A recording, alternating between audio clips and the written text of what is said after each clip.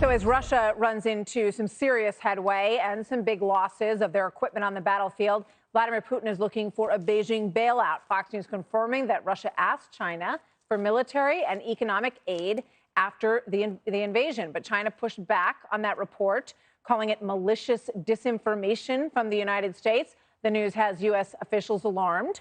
White House National Security Advisor Jake Sullivan rushed to a meeting with his Chinese counterpart in Rome and has this warning.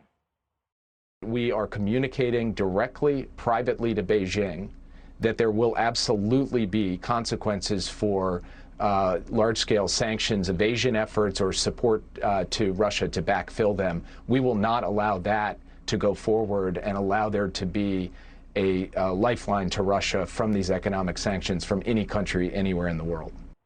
So the White House describing the meeting as between Sullivan and this top Chinese diplomat as, quote, intense. It lasted for 7 hours. That's a lot of meeting. Jesse, what do you think about this scramble? Well, it's a great piece of intel that we picked up. It's, amazing what our intelligence agencies can do when they're not trying to frame Donald Trump. And I like the fact that we put the Chinese on blast right away and said, we caught you cold and we know what you're up to. And now the Europeans have to think, yeah, China's going to fund a proxy war in Europe. That's not going to be good for business either.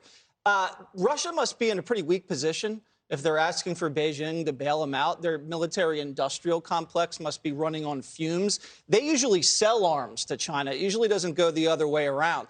So China knows that Russia made a mistake, and they know that they're kind of in bed with this war criminal. And do they want to be an arms supplier and an arms dealer for a war criminal? I don't think they do. And the stock market's getting absolutely hammered in China right now. All these assets that could be sanctioned are exposed, and it's a risky bet to align themselves with the Russians. And you can see, I think they had the worst day since 2008. So they lost about $2 trillion since the year started because they're exposed with them. I think the way that China gets out of this is they have to realize this thing in Ukraine is making America strong. It's uniting NATO, and they could become encircled if they don't play their cards right. So I would suggest Xi, because I know he watches the Five. He does. He should negotiate this thing out of here. He has leverage over Putin. If he could get Putin to pull back some way, somehow, that would make the Chinese look a lot better because they didn't look so good after COVID. Think that's likely, Janine? You know what? I do agree with Jesse. I'll tell you, initially when China didn't rebuke Putin when everybody else was doing it, and they also abstained from multiple votes to censure Russia, you got the sense that, there's something going on, and our intelligence indicates that there's something going on. But I think Xi Jinping is smart enough to understand that as NATO has in some way strengthened the Western world, that they don't want to be in a position where they're undermining our sanctions against Russia because they're going to suffer economically and financially. So I absolutely agree. I think it's not in their best interest. Greg, when you look at this, China really doesn't have to do whatever Russia says, right?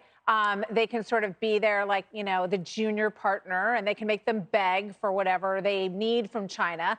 But they both made it pretty clear before the Olympics. They came out and said, this is our message to the rest of the global leadership world. Are they going to break off the engagement? Do not interfere with us. China is Michael Douglas in Fatal Attraction. China is a person who regrets the one-night stand. In this case, they hooked up with a Russian gymnast at the Olympics. They figured this would be a 24-hour incursion, right? They were, it'll be quick. It'll be just like Crimea. No, now it's a month of pain, suffering, embarrassment, humiliation. It's ultimately going to be a stain on your character if you hang out with this. Who do you sleep with, China? You don't want. Is this the type of crowd you want to hang with? Right now, Russia has foreign policy STD. You just don't want to get in bed with it, at least until the episode heals. And the sooner it heals, the better for everybody involved. I do welcome China getting involved in this because if Biden and Xi could somehow join forces here, it would probably help. And I kind of remember when China was the bad partner, fentanyl, COVID, Uyghurs. They might be kind of grateful the heat's not on them. Putin made China look good, and that's hard to do. It is. Jessica.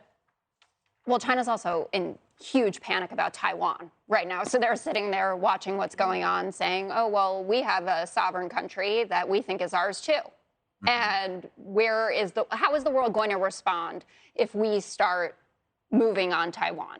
And obviously, they would be capable of taking over Taiwan. It would not be what's going on. And the Ukrainians have put up such a valiant fight. And I think a lot about, I mean, not too much, but a good amount about what that phone call looked like between Xi and Putin when the Olympics were coming, where Xi said, could you just wait until the Olympics are over? And Putin said, yeah, no big deal. It's a 48-hour job, right? And we'll be done.